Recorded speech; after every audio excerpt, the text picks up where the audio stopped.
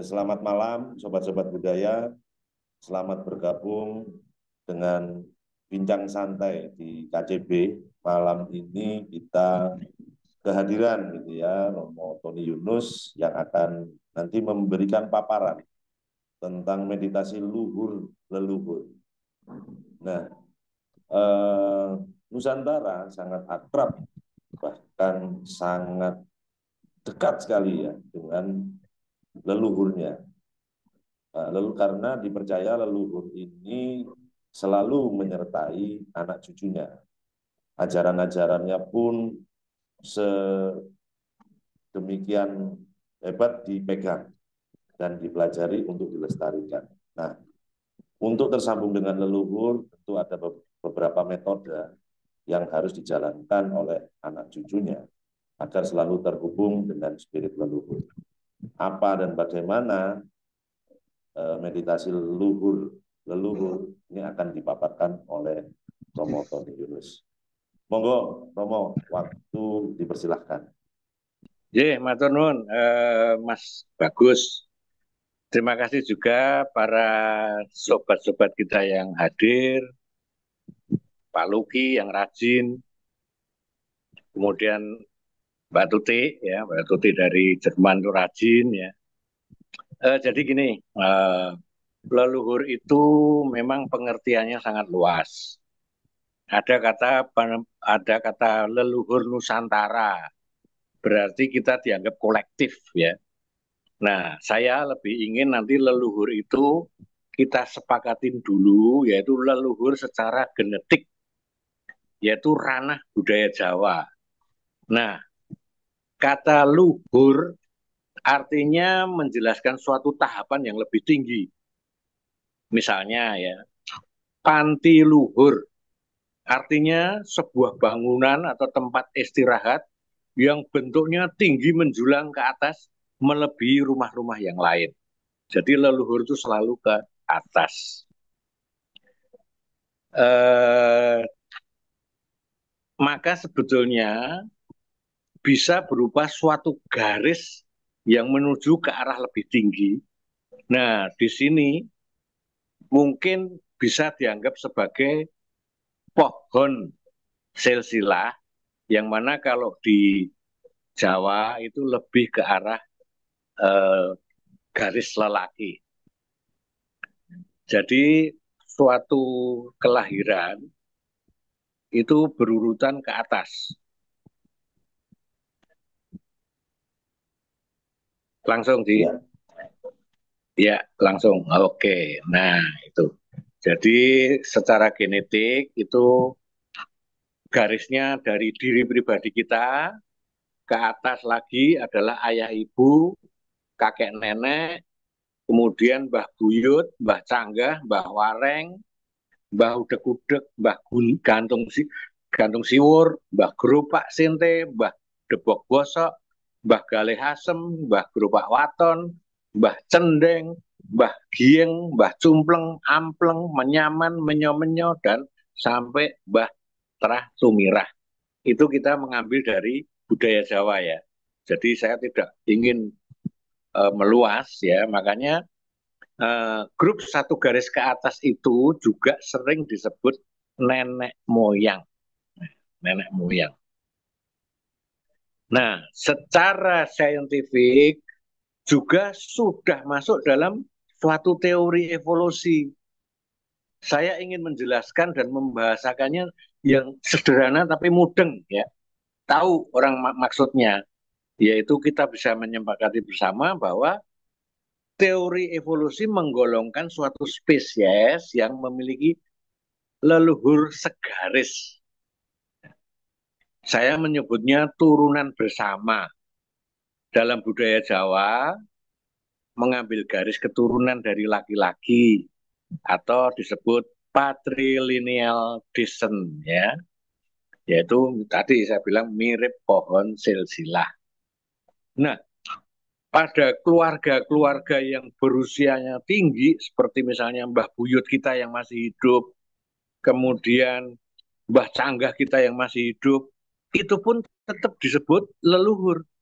Harus dihormati. Yang tidak hanya yang meninggal saja. Jadi penghormatan itu baik yang masih hidup maupun yang sudah meninggal. Nah, sebelum saya memasuki metode untuk meditasi luhur, saya ingin menjelaskan dulu apa yang kita harus mengerti, yaitu tentang kasepuhan sastro jendro. Jadi mari kita coba memasuki apa itu kasepuhan ya. Saya sederhanakan, saya tidak masuk ke ilmu katakanlah kaset dan jati, ilmu kematian yang baik, ilmu pangeracutan, ilmu yang melepaskan semua perabot kita ya sampai kita tuh terbang menuju ke, kalau di dalam agama buruk gitu ya, ya supaya tidak berat jangannya itu. Jadi sebetulnya meditasi sastro jendro yang paling pokok adalah menyatukan tiga gati, trigati, gati rasa, gati pikir, gati rogo, disatukan menjadi nyawiji gati atau triwikromo. Nah, saya ingin agar dimengerti dulu apa yang akan kita cari dalam hal meditasi ini. Gitu. Nah, ketika kita sudah mencapai satu kesadaran itu menjadi satu triwikromo, kita akan menjalani satu proses atau kondisi di mana orang menyebutnya mencapai samadhi. Ya. Nah, kalau orang mencapai samadhi dari penyatuan trigati tadi, kita tenang ya, mencapai satu pencapaian kesadaran yang disebut samadhi, disitulah kita baru dapat menemui leluhur. Tingkatnya bukan di meditasi, tingkatnya ada di samadhi, di atas triwikromo. Ini teorinya begitu. Nah, ini gambar sudah kita pernah tampilkan kemarin ya, bahwa ketika triwikromo sudah terjadi, saat itulah kita memasuki kondisi yang tenang, hening, harus dipertahankan, karena itulah yang disebut tingkat samadhi. Ya. Kalau orang Buddhisme disebutnya jana, tradisi Buddhisme itu ya. Jadi kondisi ini ditandai dengan adanya ketenangan pikiran, sumara, hilangnya ego, dan adanya suatu perasaan bersatu dengan alam semesta. Setiap tarikan napas kita, itu rasanya sudah menyatu dengan alam semesta. Disitulah yang namanya kondisi samadhi. Sudah di atas meditasi. Ya. Nah, kondisi ini kita sudah hilang apa yang disebut dualitas. Antara kita dan orang lain sudah tidak terasa. Antara pikiran dan mengamati tubuh juga sudah tidak. Antara diri kita dengan alam semesta juga tidak terpisah. Semua sudah hilang karena kesadaran sudah menjadi utuh dengan menyatunya semesta. Ya. Nah, kalau di dalam meditasi Zen Buddhisme itu digambarkan sebagai lingkaran, simbol dari ideograf Enso istilahnya. Nah, apa itu ya? Bahwa kita ya itu sudah tidak memiliki batasan lagi antara diri sendiri dan dunia luar. Kondisinya udah state of mind ya. State of mind-nya itu non doing, tidak gerak, tidak mikir, tidak macam-macam deh. Hanya cuma napas saja, non agir, dan napas pun juga sudah tidak ada gati rosonya, tidak ada perasaan lagi gitu. Karena kalau di dalam Buddhisme itu sudah nirwana. Sebetulnya kita tuh paling gampang. Bayangin ini tuh paling gampang. Kalian semua tuh pernah mengalami kondisi samadhi. Kapan itu? Nah, ini. Kita tidur lelap.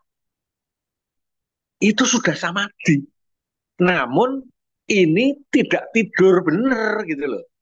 Dalam kondisi yang tetap duduk, melampaui dan lepas dari segala bentuk dualitas tadi, mencapai kesadaran murni yang ada hanya rasa kedamaian dan bahagia. Sebetulnya kalau tidur lelap itu sebenarnya itu kondisi semedi itu. Saya bisa gambarinnya cuma itu. Saya tidak bisa menceritakan yang bagaimana. Anda alamin sendiri nanti meditasi, triwikromo, terus saja. Diam ya, diam aja. Yang penting non agir dan non doing, Anda akan mengalami tingkat samadhi atau jana. Nah kemarin waktu Romo Tara saya juga bertanya tentang jana. Dia menjelaskan juga, tapi memang ini susah dijelaskan. Memang susah gitu. Oke, saya kira penjelasan saya di sini dulu. Kita coba kalau ada dua penanya atau bagaimana Mas Bagus, tolong ya. Mungkin dua penanya dulu dari sobat-sobat budaya yang ingin bertanya.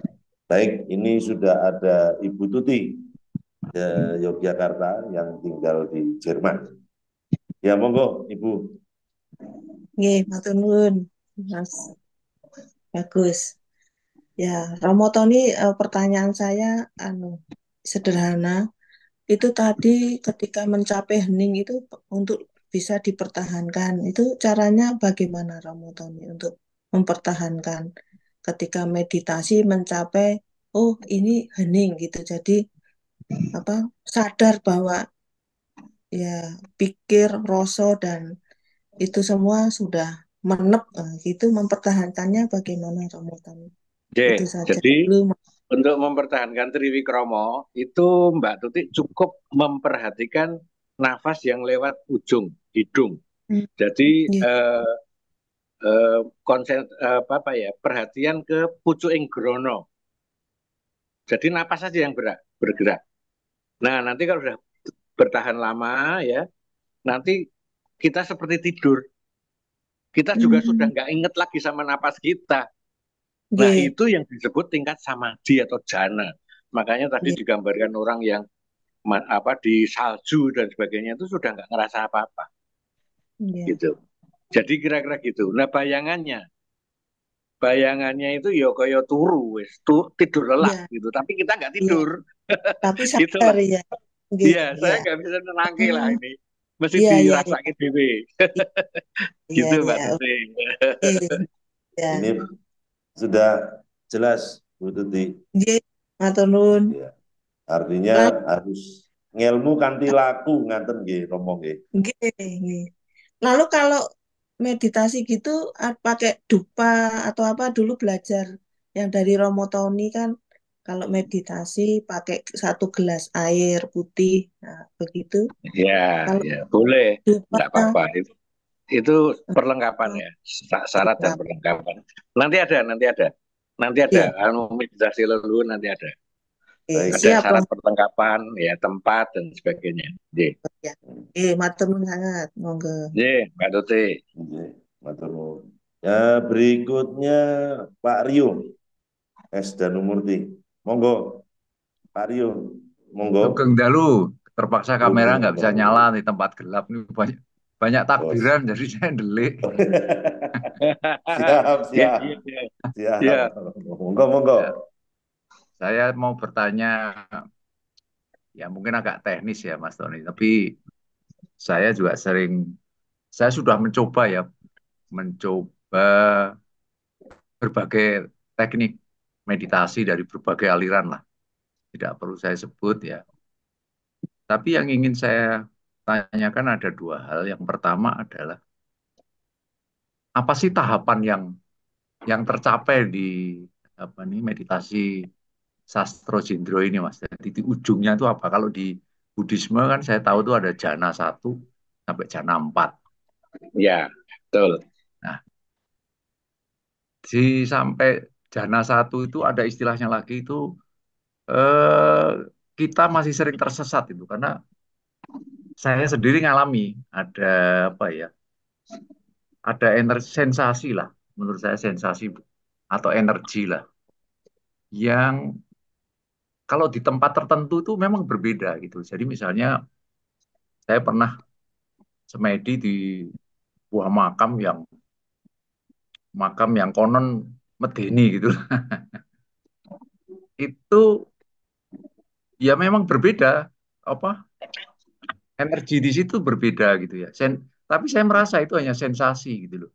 Ketika saya masuk ke level hening yang lebih dalam itu hilang, itu jatuh. Jadi sampai mana gitu Mas Tony, artinya di Sastro Drindro itu tahapannya sampai mana. Terus yang kedua, saya sebenarnya pernah menjalani meditasi yang khusus kesehatan, seperti yang siapa Romo Tara itu, elemen api. Kalau saya pernah ikut yang dari Cina itu meditasi Qi. Jadi itu me- mengembalikan apa itu Qi kita, prana kalau orang Jawa bilang itu naganya itu dihidupkan. Karena selama ini itu kita ini hidup kalau nggak pernah dilatih itu hanya memakai Qi yang bawaan dari bapak ibu kita. Jadi dari diri sendiri nggak pernah dibangkitkan itu. Jadi kalau yang saya ikuti itu teorinya dan saya praktekkan juga kerasa itu dari dagu gitu ke bawah sampai bawah pusar 4 inci gitu ke dalam terus naik lagi dia. Itu namanya cung meridian. Nah itu bawaan dari bapak ibu kita.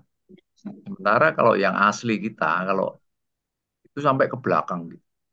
Nah, apakah itu sebenarnya di semua meditasi Mas Tony. Nah, di Sastro Jindro itu apakah itu secara otomatis sebenarnya akan Kundalini kita akan bergerak atau tidak kira-kira gitu aja. Jadi dua itu aja Mas Tony. Matur Oke, nuwun, Dalu. yang pertama yang pertama dalam sastra Jendro itu nggak ada target, nggak ada tujuan. Jadi ketika sudah mengalami banyak sensasi atau kita mengalami visual-visual dalam pikiran kita, itu dibiarkan aja mengalir, nanti akan hilang sendiri. Itu yang pertama tadi ya. Terus yang kedua, kita itu ada belahan ya. Kita ada belahan. Ketika kita narik napas, sebetulnya itu kundalini sudah jalan. Kundalini sudah jalan. Makanya kalau Romo Daru itu selalu tidak perlu memperhatikan satu-satu tulang ekor ini tidak perlu karena otomatis akan jalan dengan sendirinya. Tak kira ya eh, ini cuman basic ya yang tak ceritain tadi, yang saya ceritakan tadi cuman basic untuk mengerti dulu. Kita kan mau mencari leluhur. Nah, caranya adalah bagaimana kita memasuki kondisi samadhi tadi. Kalau tidak ada kondisi samadhi tadi, ya nggak ada sensasi, nggak ada visual lagi. Kemudian juga bagaimana caranya kita mencari leluhur lah nanti ada next setelah paparan ini. Monggo, kira-kira uh, saya kira cukup jelas ya maksudnya bahwa kita harus Ya, mencari dulu tingkat meditasi, meditasi triwikromonya itu dipertahankan untuk masuk ke samadhi. Nah, samadhi itu saya bayangkan sebagai seorang yang tidur lelap tapi tetap duduk. Artinya napas pun sudah tidak kita ingat. Tidak diem aja. Seperti kemarin Ida Sekarkinasih yang mengajarkan tentang diem gitu loh. Apa itu? Meditasi apa kemarin ada. Nah, Ya. itu juga sebetulnya dia mengambil dari sari dari Sastro Jindro karena dia dulu jangan Sastro Jindro. Saya kira begitu Mas Bagus. Kita Oke. memasuki setelah coffee break nih, pakai coffee break nih. Ya. Jadi step by Oke, step gitu ya Mo ya.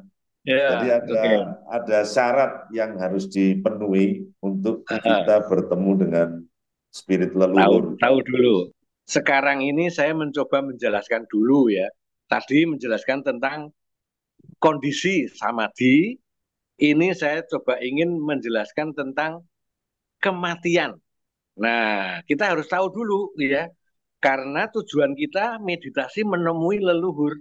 Otomatis kita harus mengetahui dulu tentang kematian. Karena leluhur itu sudah meninggalkan kita ya. Nah, di dalam sastra Jindro khususnya aksara Jawa itu ternyata memiliki filosofi atau memiliki tahap-tahap yang sebetulnya merupakan tahap hidup kita. Mogo Botongo, kita ngambilnya di Mogo Botongo saja, tidak dari Honocoroko Dotosowolo karena terlalu jauh. Mogo Botongo, ternyata itu ada artinya, ada filosofinya. Mo itu mati bisa bali. Go guru sejati hanggurui. Kemudian bo bayu sejati handalani. Lah nanti saya terangin bayu sejati ini. Ya. Bayu sejati ini bukan napas kita ini, bukan. Bayu sejati handalani. Nah kemudian tetap jumenenge zat kang tanpa niat. Jadi semuanya itu tidak ada niat, tidak ada apa-apa itu untuk menjadi ngeracut busana yang menungso. Jadi kita akan melepas itu kulit kita, apa aura dari rambut kita, kulit, daging, semua itu akan lepas, itu disebut ngeracut busana yang menungso. Nah, proses jiwa pulang itu sebutan dari orang Jawa, terutama dari Sastradindro. Tidak ada kematian. Prosesnya itu jiwa atau roh suci tadi itu pulang. Nah, roh suci atau jiwa itu kembali mengufuk, mengikuti bayu sejati ke alam antah berantah. Nah, ini saya jelaskan sekarang. Bayu sejati, ya. Ketika kita bayi itu lahir, itu keluar ceprot dari gua garboning biung itu mengeluarkan napas, bus gitu. Wah, wah, wah, wah, wah, wah. Setelah itu sudah berganti dengan nafas dunia. Nah, yang disebut bayu sejati waktu cengering bayi tadi.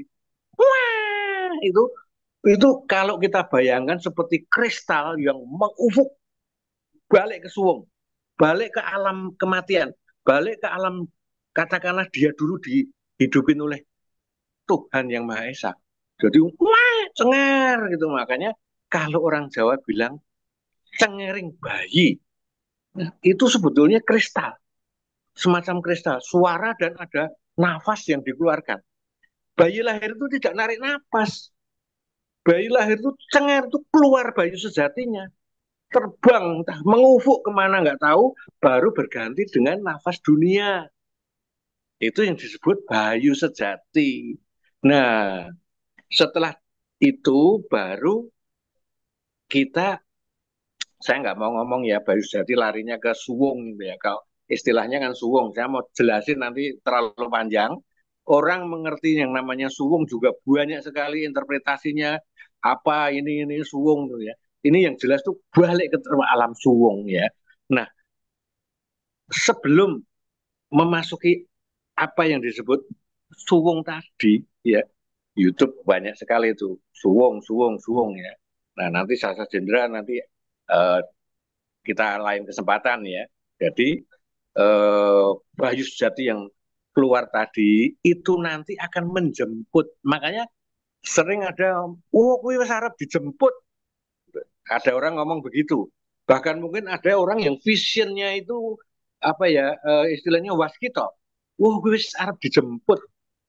Jemput itu adalah karena bayu sejati itu datang. Dia yang sudah tahu jalannya. Jadi jiwa ya, jiwa atau roh suci itu dijemput oleh bayu sejati. Diambil dia. Makanya kalau orang mau meninggal kadang-kadang ngorok. Itu ya, itu karena bayu sejatinya rebutan dalan. Rebutan dalan karena roh sucinya juga mau keluar. Nah, sementara ada dalam kebatinan yang lain itu nyawa metune saka ubun-ubun ya. Kalau dalam sastra itu tidak, dijemput. Nah, roh suci yang saya gambarkan kuning itu diambil sama bayu sejati. Terus mengufuk juga, wis boh neng dihilang, set hilang ya. Udah nggak ada. Nah, kemudian kita baru tahu setelah bayu sejati tadi memulangkan roh suci, ya berarti sebetulnya di dalam kuburan itu, misalnya di dalam makam itu wis ora neng roe. Sudah tidak ada jiwa karena sudah pulang gitu. Nah, yang ada apa? Nah, kita mengambil kata keramat ya. Ketika kita ada upacara serada, nyadran dan sebagainya, mendoakan arwah dan sebagainya, itu versi sinkretik Islam ya. Sebenarnya kegiatan kita di makam adalah untuk refreshing. Kita duduk samadhi untuk merasakan apa yang disebut energi kosmik. Ya.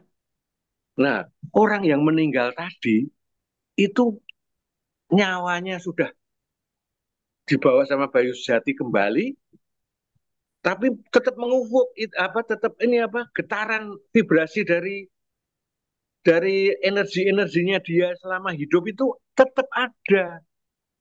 Tetap sebelum kuburan itu dibongkar, artinya ada semacam hotspotnya gitu loh. Itu masih tetap di situ. Nah, kemudian ya itulah yang disebut karomah. Kalau saya menyebutnya energi keluhuran, yaitu kristalisasi dari imajinasi dan rekaman hidup dari orang, tokoh-tokoh terutama orang suci.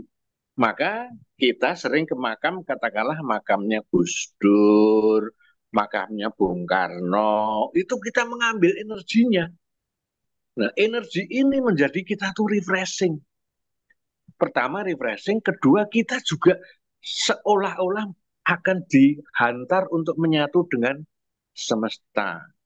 Nah, kalau di Buddhisme ya, hagiografis istilah itu lebih cenderung diceritakan sebagai perjalanannya Buddha itu. Itu disebut hagiografis.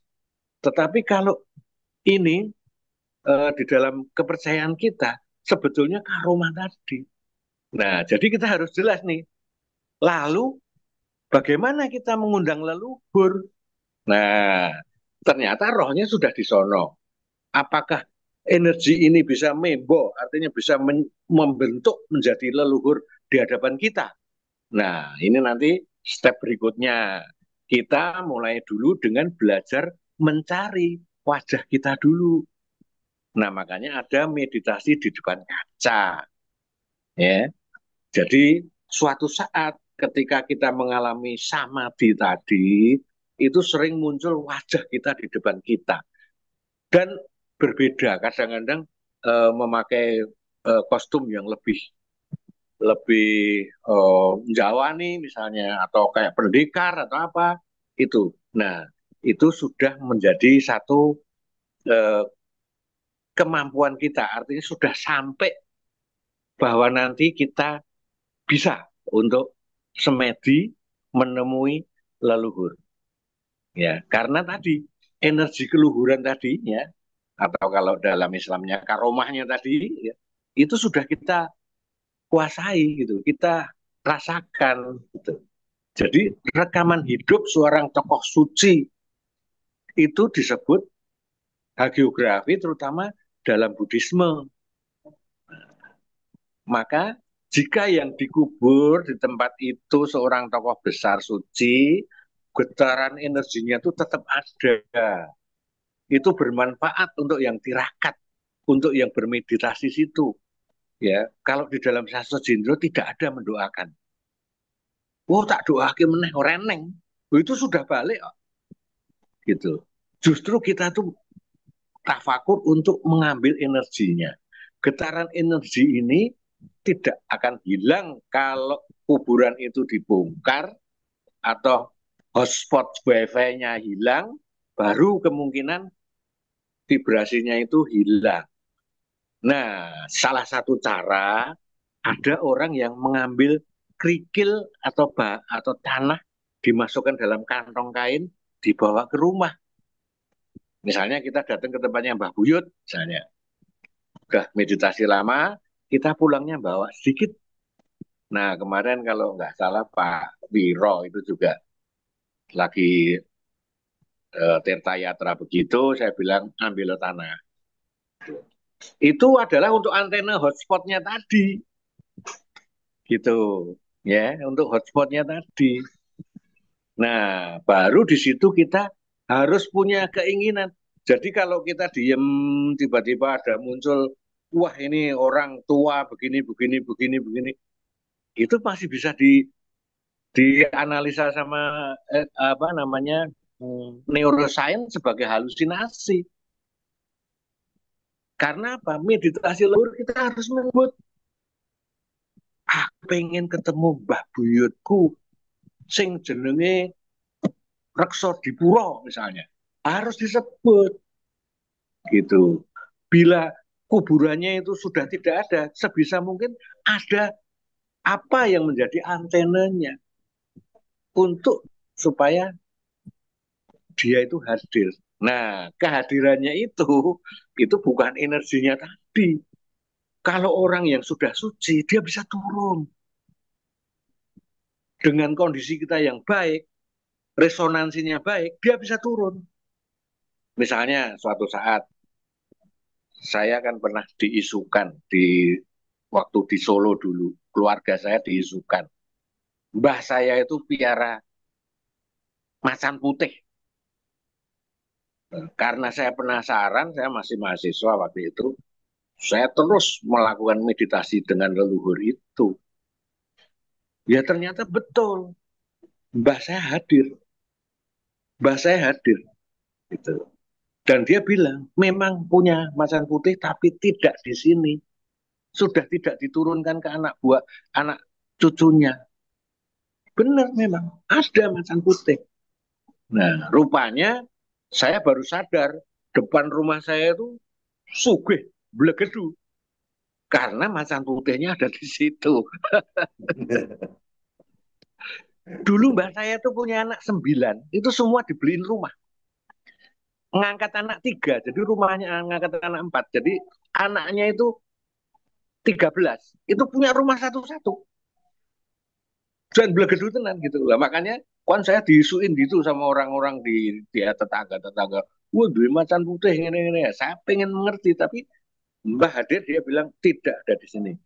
Belum waktunya keluarga ini, nanti mungkin buyut saya, mungkin cucu atau keturunan saya yang akan mendapatkan lagi macan putih itu. Misalnya begitu. Ini anu aja apa namanya? Ini contoh contoh apa namanya? Contoh gampangnya. Jadi kita kalau meditasi leluhur itu cuman diberi kesempatan untuk menyimpulkan saja. Banyak teman-teman kita sudah manekung, diem, ketemu orang laki gini-gini, wah itu mbahku. Tidak, saya bilang. Harus disebut dulu mau ketemu siapa. Nah, ini meditasi menemui leluhur. Tapi harus latihan dulu. Sebisa mungkin itu kita menemukan diri kita sendiri. Perwujudan diri kita sendiri. Gitu. Nah, meditasi luhur-leluhur ini beda dengan meditasi-meditasi yang sifatnya itu seperti Mas Rio tadi, penyembuhan, kemudian untuk ini lebih observasinya ke dalam ya, observasinya ke sinar sinar sinar diri kita ya, cahaya ning urip. Dan kalau dalam meditasi luhur leluhur itu justru kita harus berani observasinya keluar. Observasinya keluar tuh maksudnya semuanya itu kita pikirkan yang ada di luar. Memang kadang-kadang tiba-tiba glodek gitu kita mengkorok, takut. Nah itu jangan langsung bangun. Kalau kita sudah mau meditasi keluar untuk observasinya itu keluar, itu nanti akan menemui macam-macam. Ada penunggu pohon muncul, ya, ada penunggu penunggu batu muncul. Itu kita tidak boleh takut. Itu harus dipertahankan terus triwikromonya sampai tingkat samadhi dan akhirnya diam seperti tidur tapi tidak tidur. Nah disitulah kalau kita menghadap kaca itu sering ketemu diri kita sendiri. Nah, step berikutnya baru menyebut siapa yang ingin dijumpai, gitu. Ya. Nah, kemudian ya saya mencoba menceritakan cara praktisnya ya. Jadi perlu persiapan ya tuh. Cari tempat yang tenang, pakaian nyaman seperti tadi Mbak Tuti ya. Nyalain hiu, harum ya. Kemudian juga bila perlu tempat itu tempat khusus ya. Jika memungkinkan siapkan altar kecil dengan foto atau benda mengingatkan pada leluhur itu. Misalnya foto Mbah Buyut gitu. Ya.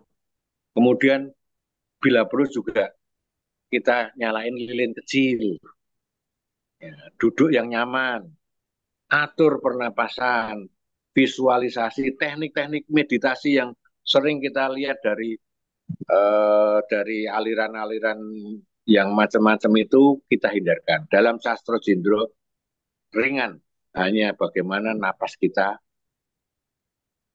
terus tarik napas, terus tarik napas. Hanya itu aja. Muter perabot juga udah dengan sendirinya. Yang namanya kundalini itu udah nggak perlu dipelajari nanti malah sinting itu. Udah langsung aja. Semua itu kita kan ada belahan dua, tengah-tengah itu. Itu otomatis kok. Kita kalau betul-betul tekun kadang-kadang kita bisa naik ke atas gitu. Karena ini perabot itu muter terus. Tarik napas, muter, ngangkat. Ya. Nah, jadi tadi ya, atur pernapasan. Kemudian bayangkan sebuah pintu atau lorong yang terbuka ya. Nah, mungkin nanti sobat-sobat budaya bisa bertemu leluhur melalui pintu itu ya. Visualisasikan seolah kita berjalan melalui pintu itu atau tiba-tiba sebutlah di tempat yang terasa aman itu kita ingin bertemu misalnya. Harus dalam keadaan yang siap damai, siap tenang, tidak ada ketakutan ya. Membayangkan taman, ruang terbuka yang mungkin nanti leluhur itu akan datang. Nah, yang saya tandaskan tadi, undang leluhur. Jadi dalam hati, undanglah leluhur itu datang. Dan leluhur itu kalau bisa personnya apa, siapa? Buyut, canggah, wareng, atau apa? Yang memang terah lininya itu segaris dengan kita-kita sendiri. Jadi kita undang betul-betul, kita sebut nama yang kita sebut, gitu loh. Kita kasih satu hormat. Nah, dari situ nanti baru perhatikan perasaan, penglihatan, tetap tenang ya. Perhatikan apa yang muncul ya. Dengan situasi kondisi yang eh, cukup dalam, nanti akan merasakan kehadiran. Sensasi melihat suatu bentuk wujud. Kadang-kadang bentuk wujud itu tidak wujud wajah dari foto yang kita harapkan, tapi hanya wujud saja. Bisa juga hanya semacam suara, bisikan kadang-kadang. Nah, biarkan kondisi ini terbuka terhadap pengalaman-pengalaman itu. Jangan menghakimi, jangan mencoba mengontrolnya. Wah, kue lungo, ini enggak. Karena kita memang harus berani, harus tetek ya kalau orang Jawa bilang, kudu tetek, bus, ya aku ketemu. Gitu. Jika merasa ada sesuatu yang hadir, sampaikan satu komunikasi dengan hati yang terbuka. Ya. Komunikasi, nggak masalah. Gitu. Biasanya kalau kita memang menuju kepada si A, itu leluhurnya benar. Tapi kalau kita tidak menyebut apa-apa, ya itu mungkin roh-roh yang membo, ya, roh-roh yang membo dan sebagainya. Gitu. Nah, makanya setelah itu juga perlu adanya membuat jurnal harian. Ini kan harus dalam exercise ya, dalam latihan terus nih. Nggak bisa sekali meditasi jalan jadi. Nah, exercise, jadi tulis kira-kira aku mengalami apa. Nah, itu nanti next nanti akan maju lagi gitu. Nah, saya kira saya terangkan begini dulu. Nanti kalau ada waktu lagi bahwa leluhur itu tadi yang saya bilang nyawanya sudah balik ke alam suwung, itu bisa balik mewujud. Kalau dia memang orang-orang yang sakti, orang-orang suci, itu bisa balik. Ya. Walaupun sudah dibawa oleh Bayu Sejati ke sono, ke alam suwung, dia akan balik. Saya kira gitu, Mas Bagus. Monggo. Baik, ini kita buka pertanyaan lagi ya, Mo ya. Mungkin ada yang ingin bertanya. Monggo, Sobat Budaya yang ingin bertanya. Tadi sudah dijelaskan bagaimana metodenya dan disebut asmanya atau nama dari leluhur yang ingin dijumpai. Karena ya ini seperti password gitu ya, Mo ya.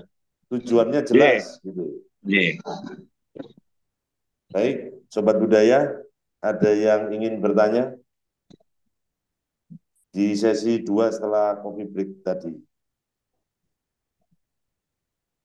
Kalau nggak ada, saya ingin bertanya nih, Mo. Pengalaman pribadi nih, Mo. Jadi suatu saat saya itu pernah tirta-yatra juga.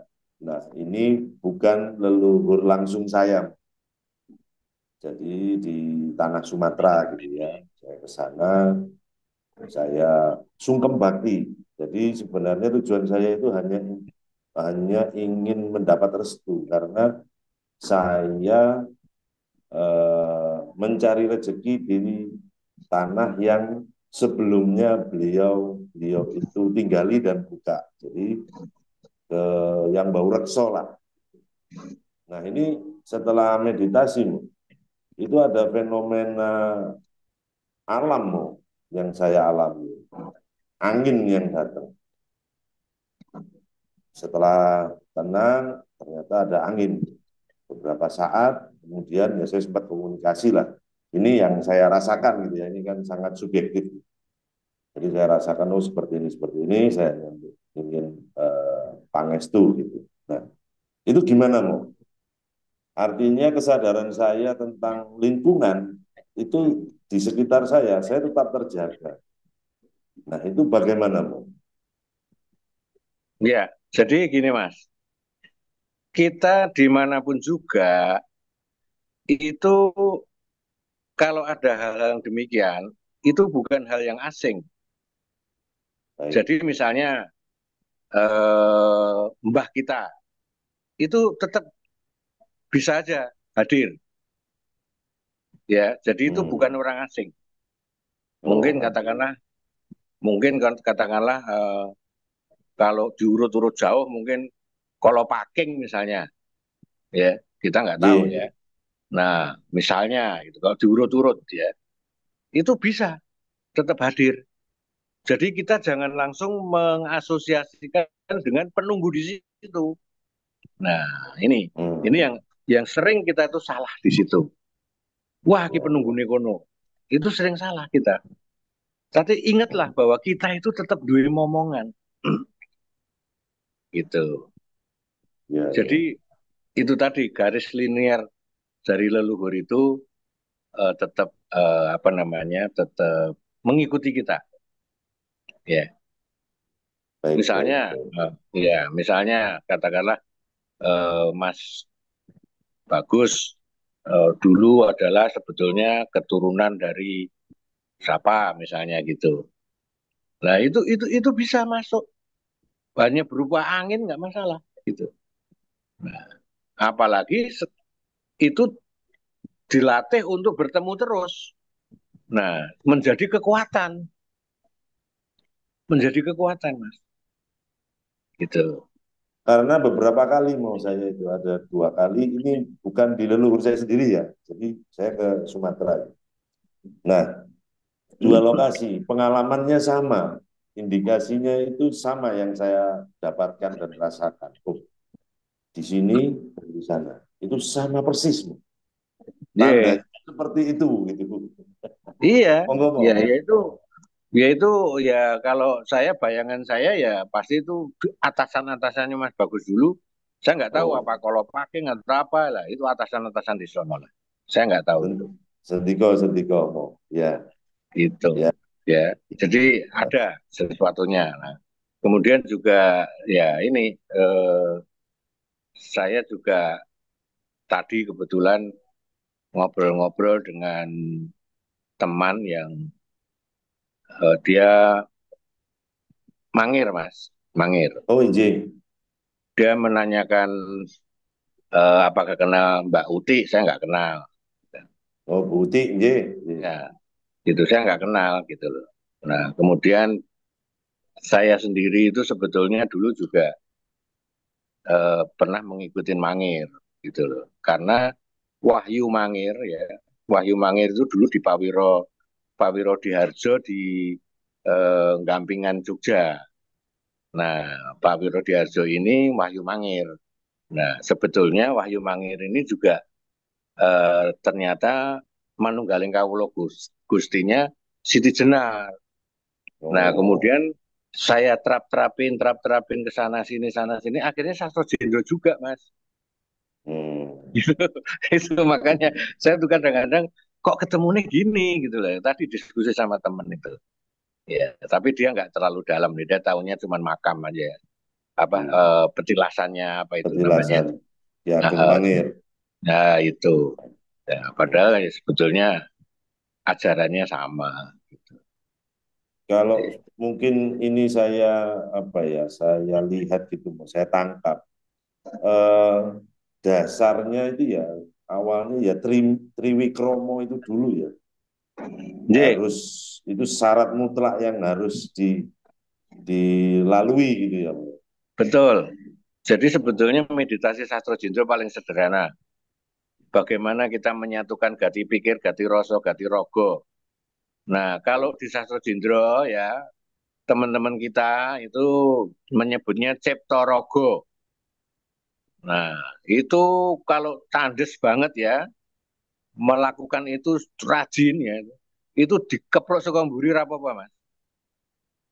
Betul, Hmm, saya nggak bohong itu. ya ya ya. Keprok dari belakang nggak apa-apa karena Triwikromo itu gitu. Bonusnya Makanya itu ya, Bu sebetulnya ya. sebetulnya Bonus.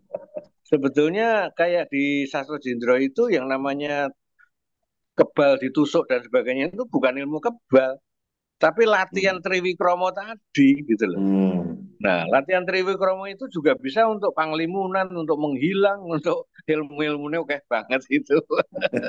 Kira-kira begitulah. Monggo, saya kira yang berhubungan lagi dengan leluhur nanti. Leluhur. Monggo. Baik. Oke.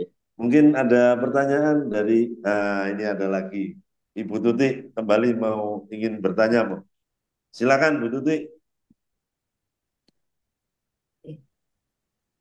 monggo. Ya, nggih. Anu, kembali ke leluhur lagi, Romo Tony. Meditasi leluhur. Itu Oke. pengalaman sendiri, diri saya sendiri dulu. Ya, berapa tahun yang lalu, oh ya masalah keluarga atau apa, rajin meditasi. Tapi waktu itu belum kenal dengan KCB Romo Tony, jadi nggak tahu Sastro Jendro. Oke. Nah, ketika kembali ke Jerman baru kenal KCB. Jadi yang saya alami mengatakan Romo Tony itu.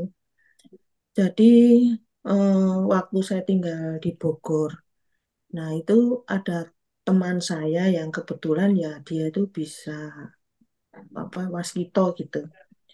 Dia bilang Oke. ke saya gitu, Mbak, iku ning ngarep omah ki kok ono anu apa ada sosok gitu. Bilang katanya boleh nggak masuk ke rumah. Ya saya kan bilang lah apa bentuk hewan gitu putih. Ya nggak apa-apa lah saya gitu karena kan saya Oke. pikir tuh saya wah semua titah itu kan podo ya, titah halus, titah kasar lah gitu saya. Habis itu terus, nah ketika saya suruh apa saya persilakan nggak apa-apa masuk ke pekarangan saya, masuk rumah ke garasi itu dia gini, aku boleh nggak ikut ke sini gitu, nyanyi sini. Iya, saya saya lewat teman saya bilangkan begitu. Nah ketika itu kok pas ya meditasi saya gitu pakai dupo itu, terus teman saya gini loh, iki sopo sih teko gitu. Nah, terus teman saya itu manggil Mbak, Mbak, iki ono ibu gitu. Jadi mami saya datang. Jadi yang si sosok tadi, yang jaran tadi katanya ya, yang saya waktu itu saya belum lihat datang. Nah itu terus juga ibu saya rawuh, katanya begitu. Jadi saya terima si sosok ini datang, terus ibu saya juga datang, mekaten Ramadan. Jadi saya habis itu nggak ada cerita lagi dari si mediasi atau teman saya perantara ini, nggak ada cerita kenapa begitu atau bagaimana selanjutnya gitu, nggak ada nggak ada penjabarannya ke saya gitu Kak. Tapi sampai detik ini saya masih anggap itu leluhur saya, Mekaten Rawatoni. Terus pada suatu saya belajar meditasi, belajar sastro jendro, nah itu yang siapa ya, yang sosok itu memperlihatkan wajahnya ke saya, bentuknya yang kewan tadi, terus wajahnya sebagai simbah yang keriput, ada pentulnya belakang, terus saya tanya iki sopo gitu, terus nyebut namanya gimana dulunya gitu Romo Tony. Nah itu berarti pertanyaan saya tuh apakah itu ada kaitannya dengan leluhur saya ke atas dulu, mengingat ketika dia datang menemui saya itu ada ibu saya rawuh gitu, di mana yang teman saya itu tanya loh iki sopo iki, terus dikasih tahu, nggak tahu siapa yang kasih tahu, oh iki biunge ya begitu. Begitu Ramotoni pertanyaan saya. Nggih, Masuk nggih. akal nggak sih? Nggih. Hmm. Ya itu bagus itu Mbak Tuti, karena Oh itu iya. sebetulnya perewangannya Ibu. Jadi Oh ya. ibunya Mbak Tuti itu saya duga pasti suka terhadap kejawen lah ya, J kebatinan. J Mungkin juga melakukan ritual, melakukan kembang menyan dan J sebagainya. J J. Nah itu perewangan atau yang membantu ibu, yang mendampingin itu Iya. muncul, J. ditemuin sama Oh. ditemuin sama Mbak Tuti gitu. Oh Ya J. wujudnya macam-macam lah. Itu J. tapi itu bukan ibu ya, itu bukan ibu. J. Jadi itu hanya lingkungan waktu hidupnya ibu. Jadi semacam J. tadi hagiografi tadi, hagiografinya ibu. Ah. Ya, J. itu. Iya. Jadi nggak Iya. apa-apa. Itu juga biasanya nantinya sok bareng ngikutin Mbak Tuti juga, Hmm. gitu loh, J. mendapatkan satu ya. Kalau kita masuk dalam ranah agama ya dianggapnya apa ya kurang ini ya. J. Tapi kalau menurut saya itu juga anugerah loh. Karena Iya. gini, dulu ada teman saya itu pemborong bangunan. Nah, dia itu lama nganggur ya. Terus dia nanya ke saya, tolong kalau saya mau piara tuyul bagaimana, ya kan? Saya kasih alamat di Parangdok J. sono kan, di Parangkusumo. Ya, J. saya kasih alamat gitu. Tapi ketika dia sudah sampai sono malah diusir sama juru kuncinya. Artinya, Oh. artinya itu semua udah anugerah Tuhan J. gitu loh. Orang duit Iya. pesugihan orang jangan disalahin. Itu Iya. sudah semuanya itu sudah anugerah Tuhan. Kalau dia nggak dikasih tuyul ya ora iso duit tuyul Iya. gitu. J. Memang lah Iya. itu seperti ibunya Mbak Tuti bahwa diikutin oleh orang-orang itu, diikutin oleh makhluk-makhluk yang lain Hmm. itu sebetulnya karena ingin mengikuti jalan hidup. Jadi gini, J. J. orang-orang yang suci, katakanlah orang-orang yang kelas atau tingkatnya tinggi dalam hal kejawen, dalam hal kebatinan, itu dia tuh bercahaya, Mbak Tuti. Ye, Nah, oke. lingkungan roh-roh itu ingin ikut cahaya itu, Iya, gitu loh. Oh. Jadi dia ingin disucikan, gitu. iya, Makanya kan kadang-kadang kok berlian kuwi ono isine. Karena apa? Berlian Hmm, itu memantulkan cahaya dengan baik. Emas jadi mahal, ya. Itu iya. karena sering ditemploin energi-energi yang sifatnya gelap tadi. Itu Hmm, enggak masalah, itu enggak iya, apa-apa. Gitu. Saya iya, kira iya. saya bisa menjawabnya begitu. Apakah Ye, benar atau enggak saya enggak tahu. Mbak Tuti iya, rasakan sendiri. Nah, iya, oh begini gitu. ye, ye. Oke, Seperti ye, Mas Bagus tadi ya rasakan sendiri. Nah, mungkin ye. pohon silsilahnya itu ada kolopaking atau apa yang Hmm, orang-orang iya, topnya itu bisa dicari silsilahnya. Ya Iya, ini, iya, ini variasi saya sendiri. Jadi iya, monggo silakan. iya, ye. Ada yang Oke. tanya lagi mungkin Mas Bagus? iya. Belum. Belum ada, Mo. Belum ada. Makin menarik. Artinya itu kan dari leluhur kita ya, Mo. Kalau tadi itu kan ada di lingkungan dari leluhur kita. Artinya sebagai anak cucu, ini juga bisa kedunungan apa yang dulu mengiringi Ibu. leluhur kita gitu, Mo ya. Ya, betul. Betul. Hmm, Jadi misalnya katakanlah leluhur kita itu punya kesaktian ya. Nah, kesaktian itu juga bisa mengkristal menjadi satu makhluk. hmm, Hmm. Disitulah sebetulnya juga bisa turun ke anak cucunya gitu. ye. Nah, jadi Ya, kita nggak tahu, makanya kita ini mencari diri pribadi atau katakanlah belajar untuk mencari diri pribadi itu untuk mengerteni kita, ya. bagaimana kita Hmm, ini. Wah ini sebetulnya ini kancah begini ini sebuah kliwonan ini. iya, Iya. iya, Kaitannya nanti sama tugas hidup ini, Mo. Kan gitu, iya. Betul. Mo ya. Apa sebenarnya tugasnya gitu kan? PR-nya apa Ini, gitu? Apakah ada karma ini. yang belum selesai atau bagaimana? Mo, ini ada Ro- yang sudah angkat Wah banyak yang tangan tanya. nih. Iya, ini udah mulai reset. Ini Ini semua yang mana kliwonan dulu ini. nih?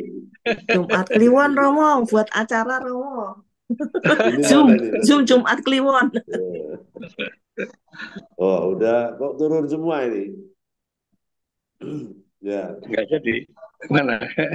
Nah, Lah itu ada. ini baru muncul lagi, teman-teman. Saya urutkan dari Ya, yang atas dulu aja ya. Henderina. Mbak Henderina, monggo. Monggo. Selamat malam, Pak Bagus dan Pak Tony. Iya, selamat Ye. malam. Maaf, suara saya bisa terdengar enggak? Oh Karena di bagus. lingkungan Suaranya ini bagus. lagi apa yang besok mau Takbiran. Lebaran itu loh. Iya, Nah, takbiran. Iya. ya Jelas, jelas. takbiran. Ini Monggo. gini, saya tuh senang tadi dengar ada pertanyaan dari Ibu Tuti tadi mengenai leluhurnya itu. Saya jadi ingin bertanya, saya sendiri tidak mengenal leluhur saya itu secara fisik. Yang saya tahu cuma mengenal ibu saya. Tapi mbah dari ibu itu saya sudah tidak tahu. Saya hanya dengar cerita-cerita saja gitu bahwa si mbah ini orang katanya sih terkenal di lingkungan itu dan kemudian disegani dan pinter lah kalau kata orang-orang di situ gitu kan bisa nyembuhin dan lain sebagainya. Tapi sayangnya kami ini nggak pernah kenal dengan si Mbah. Pada suatu ketika, ketika saya pulang dari Tulungagung mau ke Jakarta, itu di tengah perjalanan sedang istirahat, tiba-tiba saya lagi posisi saya waktu itu di mobil sedang tidur, tapi seakan-akan kayak gempa bumi kayak mobilnya itu di di apa ya, digoyang-goyangkan gitu loh. Lalu saya lihat ke belakang, saya lihat itu saya lihat itu hewan. Hewan itu saya antara macan dengan harimau, tapi kayaknya kok harimau gitu. Cuma warna kulitnya itu bagus, kayak masih muda begitu, gagah gitu loh. Nah, saya sendiri nggak ngerti itu apa gitu. Agak-agak takut, tetapi saya pikir itu nyata gitu kan. Jadi saya diem gitu. Tapi kemudian begitu lagi kayak digaruk, kayak di halo halo gitu di kaca di belakang gitu. Nah, terus Ya. akhirnya saya berani ngomong, saya begini, saya bilang sampai di sini saja ya. Saya mau pulang, saya bilang begitu. Saya mau balik ke Jakarta. Kamu sampai di sini saja ya. Terima kasih sudah nemenin. Itu saya akhirnya berani ngomong seperti gitu. Lalu mobil saya jalan, itu tertinggal lah ceritanya seperti itu.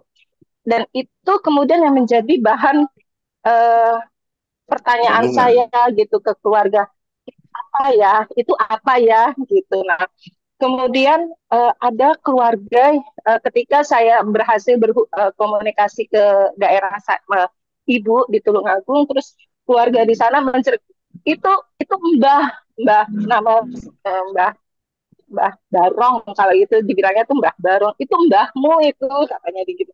Cuma kan saya pikir gini, masa Mbah kok bentuknya hewan gitu ya, maaf ya kok bentuknya kok kayak gitu gitu. Nah, ketika saya sudah di rumah sendiri, ada seorang teman datang, lalu kebetulan dia itu juga bisa melihat hal-hal yang kayak gitu.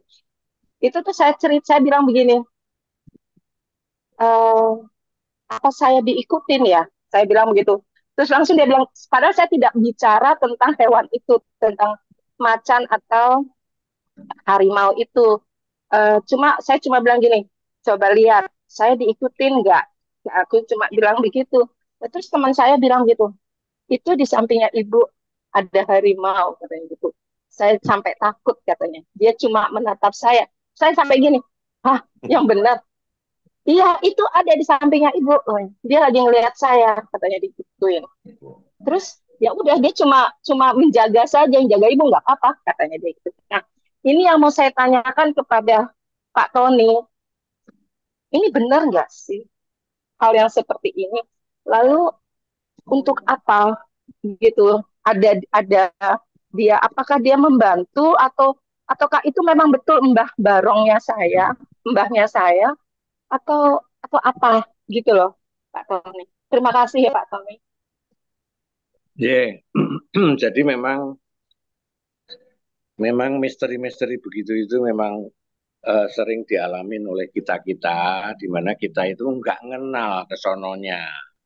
Ya, lah mungkin Mbak Endrina ini perlu untuk membawa tanah yang dikantongin di kain gitu kecil atau kerikil yang di makam, yang kalau tahu ya, misalnya makamnya tahu si orang yang meninggal, yang Mbak Endrina bilang sakti tadi ya, kakek tadi ya, itu nanti bisa untuk antena, sekali-sekali masih tetap berhubungan gitu loh.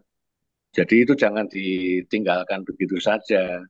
Karena apa? Karena itu juga anugerah, ya, gitu. Jadi misalnya itu mungkin makamnya di daerah mana misalnya, yaitu coba dilacak lagi, dilacak kalau pas sempat ke pulang ya, itu.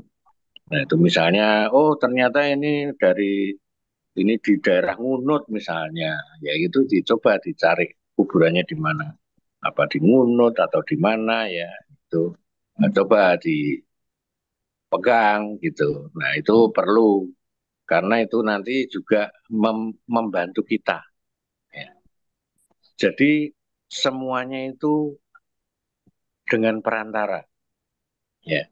Perantara bisa halus, bisa kasar. Misalnya ya, kita butuh duit ya, itu Tuhan tidak akan memberikan duit blek jatuh ke debat kita. Tapi perantara, tiba-tiba kita dikasih order, dapat duit. Ya. Lah, perantara yang halus tadi juga bisa menyelesaikan persoalan. Jadi kita harus ini loh, tidak terus langsung anti gitu, tidak, jangan gitu. Dan mereka itu juga membutuhkan sesuatu pelepasan gitu. Dengan menolong kita, dia mendapatkan satu pelepasan. Itu kan kalau kita dalamin lagi itu kan ada yang namanya reinkarnasi dan sebagainya. Kenapa wujudnya jadi binatang dan wujudnya jadi harimau dan sebagainya. Saya kira gitu, Mbak Hendrina. Salah satu solusinya nanti diterjemahkan sendiri, mencari siapa tokoh yang Mbak Hendrina itu anggap sebagai orang sakti, ya, orang yang baik, orang yang katakanlah levelnya tinggi, ambil tanahnya di kuburan itu. Itu hanya untuk antena. Itu Mbah itu sudah tidak ada, sudah nyawanya sudah balik ke alam suwung. Dia akan kembali jika perlu sekali dan diutus oleh Gusti Kang Maha Kuwasa. Jadi jangan salah ya. Mbah kita misalnya katakanlah ini raja misalnya Brawijaya misalnya, itu bisa aja balik tapi diutus bisa. Kira-kira gitu Mbak Endrina, mudah-mudahan Ya, puas dengan jawaban saya. ya. Cuma masalahnya sekarang yang saya hadapi adalah karena jarang sekali kami itu pulang ke Tulungagung, jadi jarang sekali kami berziarah ke makam si Mbah ini. Ketika kami pulang mau mencari dan mau merenovasi makamnya si Mbah ini, nggak nemu Pak Tony, nggak nemu sama Daerah mana? sekali, cuma berdasarkan di Daerah mana? kaki di daerah Tulungagung ke campur darat, tapi di kaki Gunung Budak. Oh, Gunung Budak ya. Ya, di kaki gunung itu saya ingat banget waktu saya masih masih kecil gitu.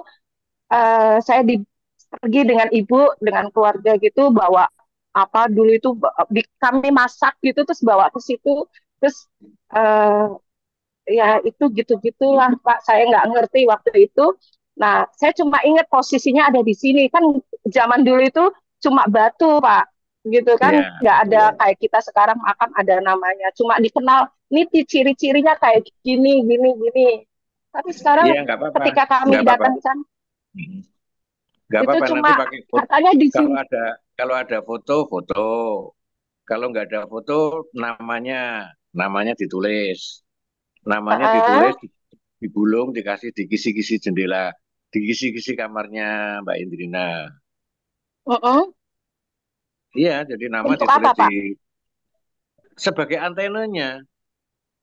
Oh, Sambung leluhur gitu Gitu. ya, Mo. Sambung Iya, leluhur gitu. sebagai antena. Kita kan nggak bisa los-losan. Kayak hotspot Betul. lah, kayak wifi hmm. lah, gitu loh. Kalau nggak Gitu. ada leluhur, nggak ada kita gitu ya. Ya, kalau kita nggak ada foto, ya tulis nama, digulung, mungkin dikantongin kain putih, taruh di kisi kisi kamar atau di atas lemari. Ya, kalau kepercayaan, maaf Pak Tony, kalau kepercayaan kami itu sama seperti yang tadi disampaikan oleh Pak Tony bahwa kalau orang yang sudah meninggal itu rohnya udah langsung diambil, udah dijemput, udah nggak ada lagi di makam. Itu kepercayaan kami juga seperti itu. Iya, betul. Tapi Nah, kan yang hadiografinya kan masih ada. Rekam hmm, jejaknya itu kan masih ada. Termasuk ketika dia memiliki katakanlah perewangan tadi yang tempatnya Mbak Tuti itu kan masih ada tetap. Kalau roh dari nyawanya dari orang yang meninggal sudah pulang. Nah ini mau ikut Mbak Hendrina oh, gitu. baik Pak Tony, saya paham Pak. Terima kasih banyak Pak Tony, Pak Ya Bagus mudah-mudahan Izin, mudah-mudahan pencerahannya. mudah-mudahan menjawab ya. jawaban saya memuaskan mudah-mudahan. Soalnya ini bukan malam Jumat Kliwon loh nih. Baik, Ada banyak eh, pertanyaannya nih. ke penanya berikutnya. Ini inisial ya, GVB. Monggo, Oh Mas Agung itu. Mas Agung ini. Monggo Mas. Nggih, Pak. Nggih. Nggih, Mas Agung. Selamat malam ya. Matur nuwun Mas Bagus. Matur sembah nuwun Bapak Tony. Nggih, sami-sami. Gini saya mau mohon bertanya dan mohon dijawab nggih Bapak nggih. Karena gini, sepengetahuan dan keyakinan saya terkait dengan leluhur ini itu saya bagi dengan tiga. Jadi ketika beliaunya datang itu ada tiga kemungkinan yang kalau menurut saya. Yang pertama itu adalah memang beliaunya sendiri, leluhur sendiri. Yang kedua itu adalah sedulur papatnya beliau atau katakanlah pembarep ragilnya beliau. Dan yang ketiga, seperti yang dikatakan Bapak Tony tadi, mungkin istilah saya adalah eh, yang ada di sekitar situ yang menyerupai. Jadi bisa jin ataupun eh, entitas lainnya. Kemudian pertanyaan saya, dan ini sangat-sangat mengganggu saya sampai dengan detik ini, artinya saya ingin tahu bagaimanakah mengidentifikasi apakah betul beliaunya sendirilah yang hadir ketika kita, maksud saya, karena ini adalah hal yang sangat personal sekali, ketika kita menjumpainya. Bagaimanakah cara mengidentifikasinya? Karena saya khawatir kalau memang ternyata entitas yang ada di sekitar kita itu berarti kan biasanya mereka memanipulatif ya, sifatnya manipulatif, artinya menyerupai dan akhirnya apa yang menjadi keyakinan kita bisa jadi goyah, bukan hal kebaikan yang kita dapatkan malah yang justru sebaliknya. Sedangkan identifikasi ini saya sangat perlukan atau bagaimana caranya mengidentifikasi hal tersebut dari ketiga tadi yang menurut keyakinan saya gitu Bapak. Kemudian terkait dengan gini, pengalaman secara personal juga ya, yang saya alami tidak pernah berkata atau bicara, hanya diam, senyum, atau menampakkan wajah sedih, atau mensiratkan dengan apa ya yang saya coba tangkap dengan gambaran yang ditampilkan gitu Bapak. Matur nuwun sangat, terus nuwun. Salam budaya Rahayu. Rahayu, Rahayu. Monggo, Mong. Nggih, jadi Identifikasi. makanya tadi saya bilang kita harus menyebut. Jadi kalau kita mau meditasi leluhur, itu siapa yang akan kita temuin gitu. Jadi kalau masih bebas gitu seperti Mas Agung ngalamin itu memang kita agak sulit untuk mengerti ini sebetulnya benar-benar leluhur atau bukan. Tapi kalau kekuatan sedulur papat itu tidak ada karena sudah ikut semuanya udah nggak ada itu sudah punah tidak ada kecuali ya itu tadi perewangan-perewangan yang pernah mengiringi ketika leluhur kita hidup itu bisa ya. Kalau sedulur papat nggak ada Mas. Jadi yang kedua dicoret. Jadi yang pertama memang kemungkinan dari apa namanya perewangan-perewangan dari Eyang atau siapa yang Mas Agung pikirkan. Yang kedua juga yang hadir itu benar nggak? Lah itu makanya kalau meditasi sebutlah nama. Kalau kita mau memberikan katakanlah dupa atau bunga atau kembang setaman dan sebagainya, sebutlah gitu loh. Jadi ada sesuatu yang ada identitas yang ditujukan. Karena kalau memang kita meditasi ketemunya begitu-begitu, memang kita nggak bisa memvonis bahwa itu uh, leluhur atau bukan. Bahkan itu bisa juga halu kan. Seperti kita banyak orang yang merasa bahwa dirinya adalah keturunannya ini itu kan halusinasi aja. Dia tidak betul-betul mengalami satu komunikasi lah. Komunikasi bisa dalam wujud, bisa dalam bisikan, dan lain-lain. Bisa juga dengan kedatangan angin tadi, Mas Bagus, itu bisa. Gitu. Saya kira gitu, Mas Agung. Mana Mas Agung? Nanti belajar Mas. Addressnya harus jelas, alamatnya harus jelas gitu ya. Oke, nanti belajar Mas Eko. Ini kan baru step awal nih. Nanti kalau ada kesempatan saya lanjutin lagi nanti. Iya, betul. Baik, kita ke penanya berikutnya. Ini sambil saya pencet HP saya. Mas Bima Tuban, monggo Mas. Rahayu Kameranya di on. Rahayu, monggo. Mana wajahnya udah ada belum? Sudah mau. Udah, oke. Rahayu Mas Bagus lan sedayanipun. Rahayu. Matur nuwun. Semoga suara saya jelas soalnya saya nggak pakai headset. Jelas, cukup jelas di saya. Romo, nangkap jelas mau? Jelas. Baik. Matur nuwun Romo Tony dan Mas Bagus. Saya tadi menyimak paparan dari Romo Tony tentang meditasi luhur-leluhur yang implementasinya itu kan lebih ke dalam bermeditasi loh.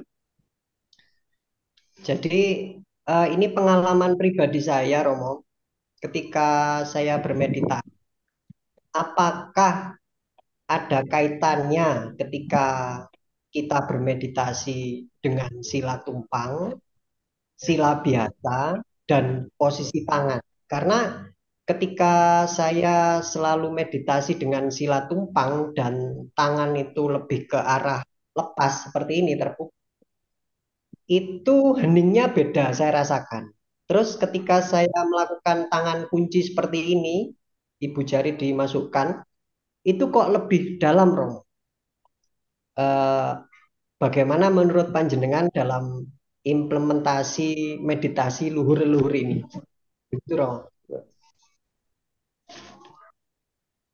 Itu masalah mudra ya.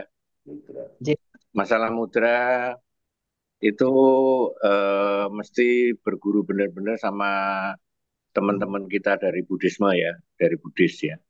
Kalau di dalam kejawen Sastro Jindro itu asal rileks. Jadi mudra tidak diperlukan. Mudra tidak diperlukan. Yang penting adalah bahwa kita menyadari kiri dan kanan itu belahan bopo lan biung. Ini yang penting itu. Jadi tengah-tengah itu kita tuh belahan bopo dan biung. Makanya kalau mau bagus ya gosok-gosok tangan sak panas-panasnya. Ini untuk menetralisir dan menyatukan dulu bopo dan biung. Ya, bopo dan biung ini menyatu. Baru mau apa mudranya, mau tangannya tengkurap, mau tangannya begini, monggo. Gitu. Jadi saya nggak bisa menjelaskan tentang mudra karena itu ajaran dari Buddhisme. Kalau kita dari Sastro Jindro itu lebih banyak pada bagaimana kita menemukan relaksasinya, situasi santainya, situasi damainya, tenangnya, tidak kesemutan, duduknya, bahkan tiduran nggak masalah. Gitu. Oke. Gitu Terima Mas kasih, Bimo. Romo. Ya, menindaklanjuti Romo. Jadi ketika saya bermeditasi memang saya rutin bermeditasi memang dengan jempol dimasukkan. Entah itu karena rasa nyaman atau memang rasanya itu berbeda, Romo. Jadi ketika saya tarik napas dan saya sadari di pucuking grono itu sebelum mengikuti panjenengan yang harus lewat mulut keluarkan, itu saya tarik dan keluar napas itu dari hidung. Nah, itu anehnya kenapa saya bisa hening itu lebih dari 2 jam gitu Romo, tanpa terjatuh sama sekali. Nah, dan ketika saya praktekkan dari Romo yang kemarin, Romo Tony kan saya baru ikut Romo Tony di KCB kan baru mungkin 2 mingguan ini. Nah, itu sensasinya beda sekali Romo. Ketika saya gosok-gosokkan juga, terus saya mandi pucuking grono, keluar dari mulut, dengan lidah ditempelkan ke atas, ke jatuh setir. Itu saya rasanya kayak terbang Romo. Terbang seret dan terus ke depan itu sekali 2 kali itu kok terlihat Sugi Romo Daru. Padahal saya itu belum pernah ketemu Daru. Nah itu bagaimana menurut panjenengan Romo? Ya nggak apa-apa itu merupakan apa ya, mungkin pernah melihat di foto atau apa ya, itu flag ya, namanya flag. Muncul di situ enggak masalah, nggak apa-apa. Muncul saat meditasi nggak apa-apa. Itu Oke, bagus, nggak apa-apa. Ya. saya pernah ini Romo, sekali lagi kalau diperbolehkan. Saya Yeah. itu paguyuban sedulur papat di dulu itu terah almarhum Pak Sumargito gitu di Kota Yeah. Malang. Nah, Yeah. itu saya lihat persis plek ajarannya seperti di Sastro Jendro. Walaupun saya belum pernah mengikuti bukaan Sastro Jendro sama sekali. Tetapi ketika saya lakukan sudah 3 hari ini tarik napas, terus lidah disentuhkan ke jatuh seti, terus saya Yeah. keluarkan, itu saya kalau nyebutnya Mowo Sarpo itu langsung pelatas bes. Akhirnya Yeah. saya ketemu siapa Romo Suwargi Romo Daru, terus saya aktif menghubungi dengan baik lewat YouTube maupun lewat WhatsApp. Nah, itu sebaiknya itu bagaimana Romo? Apakah saya teruskan meditasi seperti itu? Apakah tetap mengepal seperti ini? Nyuwun saranipun gitu. Anu tergantung jenengan, Bang. Anu diputuskan sendiri. Oh gitu. Mana yang lebih baik? Saya nggak bisa nganjur kita. Jenengan menemukan hal yang bagus di mana lakukan terus gitu. Oh Saya kira iya. itulah. Udah bagus lah semuanya. Yeah. Tapi ini Romo sekalian terlalu banyak ini. Ya, Sekalian apa-apa. tadi, jadi saya itu nggak pernah memang ketemu dalam meditasi sosok itu memang berbicara itu memang nggak pernah. Mungkin ya senyum atau terlihat sekilas langsung hilang begitu. Nah, itu saya pernah ketika ikut meditasi model jenengan ini yang jatuh seti itu, saya ajak komunikasi itu kok bisa ngomong ya Romo. Dan itu saya diberikan kode-kode dan intinya saya suruh ngikuti Romo Tony begitu. Terima kasih sih sebelumnya. Yeah. Bagus itu Mas Bimo. Bagus. Jalanin aja terus. Ya. Bagaimana menemukan Triwikromo ya. Sementara gitu aja Romo Tony. Nanti Yeah. saya update perkembangannya. Terima kasih Romo Tony, Yeah, Mas bagus itu. Rahayu Mardika. Rahayu. Penanya berikutnya Mas Edi Sugistiono. Monggo Mas Edi.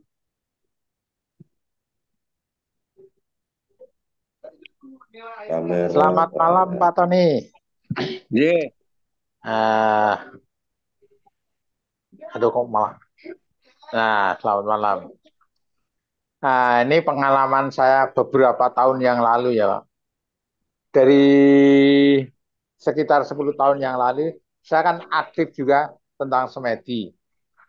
Nah, di dalam semedi itu, badan itu rasanya kayak membengkak gitu loh. Makin gede. Terus hari kedua, ketiga ke tempat, terus lama-lama masuk ke suasana sepi gitu loh. Sepi ngelangut kayak nggak ada apa-apa. Terus saya ngelihat ada titik cahaya terang tapi jauh. Nah, sekarang saya baru mulai lagi. Saya kepengen mau kembali seperti dulu lagi. Itu kok susah banget, kenapa ya Pak? Nah itu pertanyaan.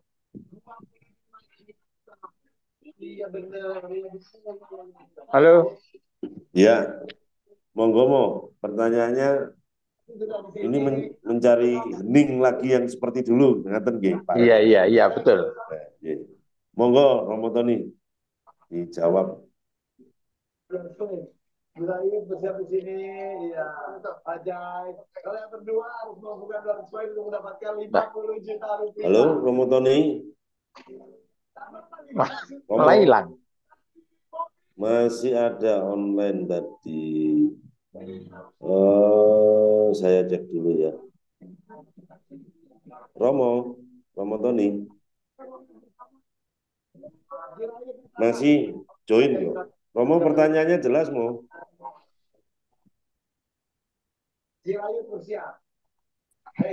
Ya, mic saya dimatiin. Sorry. Oh, Yeah. Jelas sih, jelas Pak Edi. Itu perjalanan Ya. Pak Edi, jalanin aja dulu. Itu perjalanan itu, Ya. nggak Ya. apa-apa. Nah, lakukan aja terus. Ya, membesar dan sebagainya itu nggak masalah. Yang penting Ya. jangan Ya. terus takut ya. Kalau kita takut terus Ya. langsung tidur, langsung nggak ngelanjutin, ya udah selesai. Lanjutin aja Pak. Yang penting Oh juga iya. nggak ada target. Nah, nggak perlu ada target. Bagus itu Pak. Nah, Perjalanannya udah bagus. nah Iya. sekarang kan saya jalanin lagi. Nah itu kok nggak bisa kembali seperti yang Oh, nggak lalu-lalu bisa, itu. nggak bisa, nggak bisa. Itu kan sudah pakai target. Walah. Jadi Iya nggak usah sudah pakai bisa, nggak target ya. udah pakai target dan nggak bisa gitu. Walah. Nggak bisa Iya Pak iya Edi. iya. Tapi itu udah bagus lah, jalanin aja terus.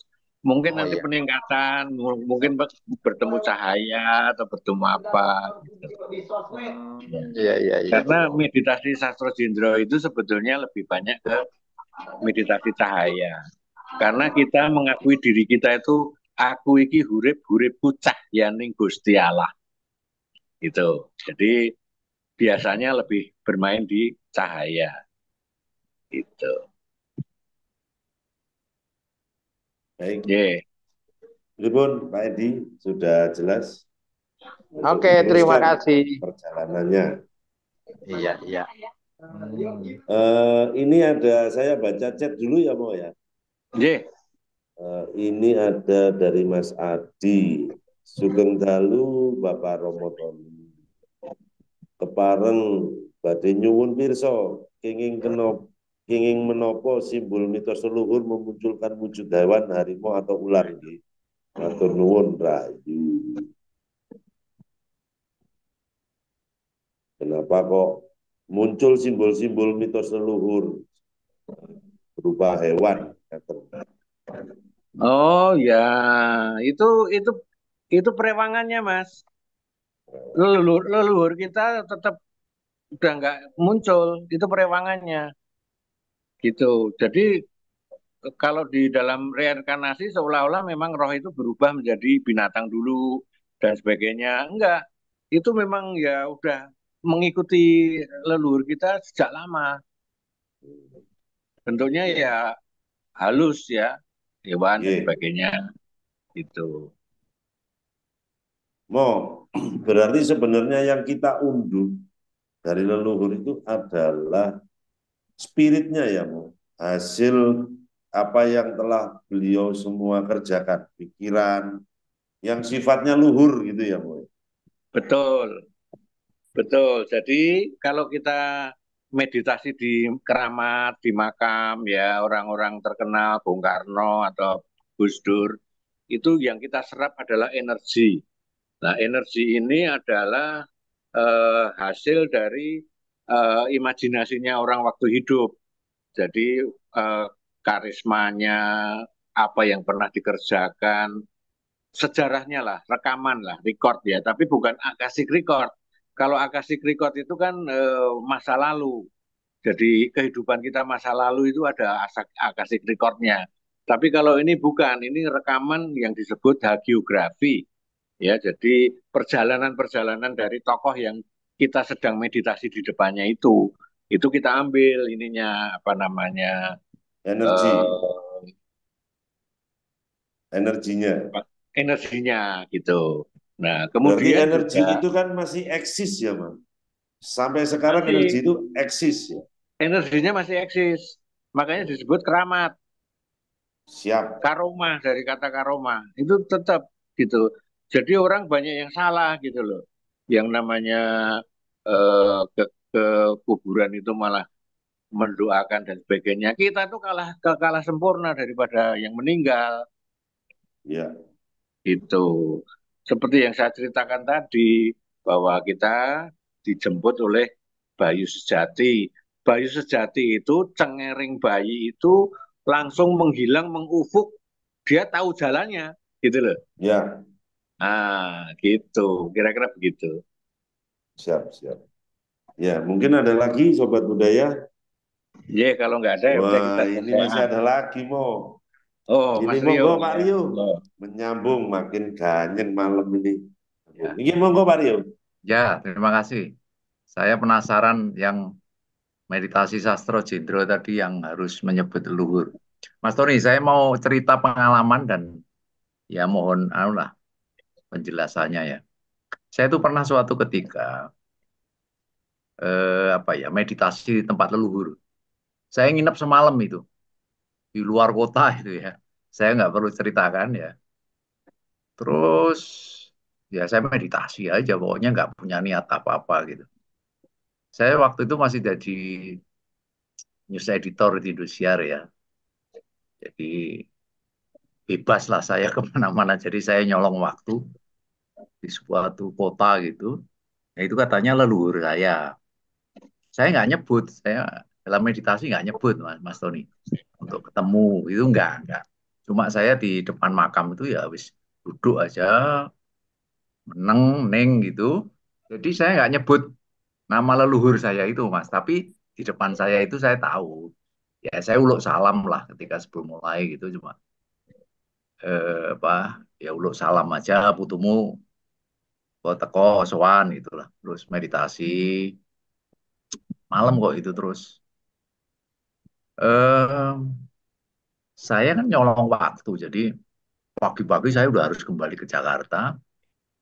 Kira-kira itu nggak cuma nggak alet ya. Terus saya itu ditemani anak buah saya. Dia bilang begini, Mas, eh, mertua saya itu punya sekotak pusaka, tapi mau udah dikasih orang gitulah. Terus saya datang gitu dan saya ya wis gelem lah. Terus saya nggak mau gratisan lah. Ringkas cerita tuh satu kotak tuh nggak saya lihat, saya bawa pulang. Isinya ada 86 pusaka, 53 keris, 30 tombak, 3 pedang. Dan kinatahnya ada 4. Dan yang saya heran itu pusakanya itu hampir 50% itu dari daerah yang leluhur tadi itu. Saya juga, nah pertanyaan saya, apakah ada dalam meditasi saya itu nyambung gitu loh. Jadi, yos kuwi tak kayak iwi loh gitu. Itu Mas Tony. Gimana telaah sastro sindronya? Matur nuwun. Bisa Mas, bisa Mas, bisa. Bisa itu memang milik mereka gitu. Ini aku juga ada cerita yang hampir mirip ya. Eh, Pak D saya itu dulu kan pejabat di RRI lah, namanya Wikanta, mungkin Oh ya Mas terkenal, Rio. terkenal itu. Nah, itu ketika meninggal itu punya keris yang diserahkan ke saya. Nah, tetapi aneh ya, ketika diserahkan ke saya, sampai di rumah saya di Bekasi ini, tiba-tiba adik angkat saya yang namanya Mbak Retno, mungkin dulu terkenal ya Mbak Retno itu penyembuhan impotensi lah waktu itu. Dia Iya tahu. Tahu kan? Iya Mbak Retno Itu terkenal, adik angkat saya. Iya. Nah itu adik angkat Oh. saya. Dari iya. Jadi keris sampai ke rumah saya, tiba-tiba Retno ini nggak pernah datang ke rumah, tiba-tiba minta alamat datang ke rumah. Langsung saya kasih keris itu. Karena saya yakin bahwa sebetulnya Pak D memberikan bukan ke saya, tapi ke Retno. Itu bisa jadi. Jadi tadi ada orang tiba-tiba bawa dikasih ke Mas Rio. Iya lucu itu. Ya. Jadi, bisa ya. Itu seorang pejabat. Itu. Jadi pejabat Bulog Dasedo meninggal. Nah istrinya itu kan bule. Nah punya mantu anak buah saya. Terus ya sudah ya saya bayari 15 juta sak mono akeh. Didol siji udah balik modal. Ya berarti bisa. Saya juga gitu. Iya. Waktu jadi itu memang paringan ya. Jadi saya memang diparingi ya. Iya, diparingin itu.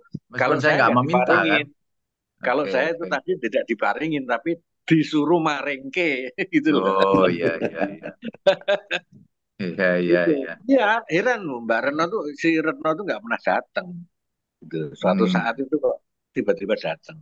Retno tahu kan itu yang dulu terkenal penyembuhan. Iya. Udah meninggal dia. Terkenal, sangat terkenal. Soalnya urusannya penting itu, vital. Iya, udah meninggal tapi. Ya, itu aja Mas Tony. Thank you, Terima thank kasih. you. Apa Nyun Sewu ini, Mo, itu apa kalau dalam bahasa sains dikatakan vibrasi ya seperti itu, Bu? Iya, Hmm. vibrasi. Nah, Vibrasi energinya klop gitu ya. klop, ya, gitu. Ya. Cobalah, ya, sekarang ya. Sekarang kamu diam semua, ya. Tadi Mas Bimo kan tadi narik napas, ya. Kita narik napas. Kalau di alam semesta ya, kita meditasi di apa namanya di alam lah, bukan di dalam rumah. Kalau di dalam rumah juga nggak apa-apa, tapi lebih bagus di alam. Coba tarik napas ya, sentuhkan anginnya itu di sengau, kayak orang ngorok. Sentuhkan pelan-pelan itu narik energi semesta tinggi sekali. Termasuk kalau jenengan semua ada di makam, ya, itu energi dari karomah tadi masuk ke dalam diri kamu. Nah, bisa kan dirasakan? Jadi diem, tarik napas pelan-pelan, perhatikan ujung hidung sambil ditarik napas tuh disenggolkan ke sengo, lak-lakan sengo ini loh. Kayak kalau kita ngorok tuh, gitu loh ya, itu disenggol ke di situ, tarik, pelan-pelan keluarin napas itu energinya masuk banyak sekali. Cobalah nanti kalau mau ini, kalau mau nyoba, tips. Itu fresh, badan fresh banget. Gitu. Langsung ditanggapi sama Mas Bima tadi, jelas mo, gitu lah. Nah, sekarang ini ya, sekarang saya kasih tahu rahasianya orang nyembuhin, gitu loh. Oh gitu. Jadi orang nyembuhin itu, misalnya dengan air ya, air putih ya, Anda rela ikhlas ya, tarik napas yang tadi, tempelkan di sengo, pelan-pelan, tiupkan ke air, hus, untuk penyembuhan. Suruh minum orang itu. Nah, itu untuk penyembuhan. Sebetulnya hal-hal sepele-sepele saya jelasin. Saya nggak mau belit-belit. Saya maunya sederhana. Orang bisa tahu, orang bisa ikut selamat lah istilahnya gitu loh. Nggak cuman kita tok ilmu disimpan dewe ora gitu loh. Monggo gitu. Mas Bagus pengen nyembuhin orang, misalnya tiba-tiba ada orang, wah kok mesake mentok bengek lorong ini, oh jiko kewak banyu putih, langsung diem dulu lama, meditasi, tarik napas melalui sengo, tabrakkan di sengo, tiup pelan-pelan sambil didoakan, moga-moga si jabang bayi inilah orang itu walaupun sudah dewasa sebut jabang bayi karena penyembuhan itu dari bayi ya. Jabang bayi ini misalnya jabang bayi ini rohani Mario pulih wingi misalnya. Mantra itu tidak terlalu mengikat, yang penting pengertiannya. Nah, jadi nanti anak-anak yang pada mau wejangan di Ungaran nanti juga saya jelasin bahwa semuanya itu tidak harus mesti hafal mantra. Tapi kalau mau hafal lebih bagus. Yang penting mengerti. Oh ini gini, oh ini gini. Gitu. Yang penting ya triwikromonya tadi, pikir rosonya harus ikhlas dan sebagainya untuk menyembuhkan atau untuk apa gitu ya. Gitu, monggo. Jadi kira-kira begitulah ininya. Saya kira Mas Bagus tutup lah. Gimana? Ini udah malam. Ini sudah jam 21.47 sebentar. Nah iya kan udah. Ya. Udah 2 jam lebih. Sobat Budaya, Sobat Budaya, itu tadi pemaparan dari Romo Tony. Kami juga mengucapkan terima kasih bagi Romo Tony yang sudah menyediakan waktunya, juga pada para Sobat Budaya yang telah hadir.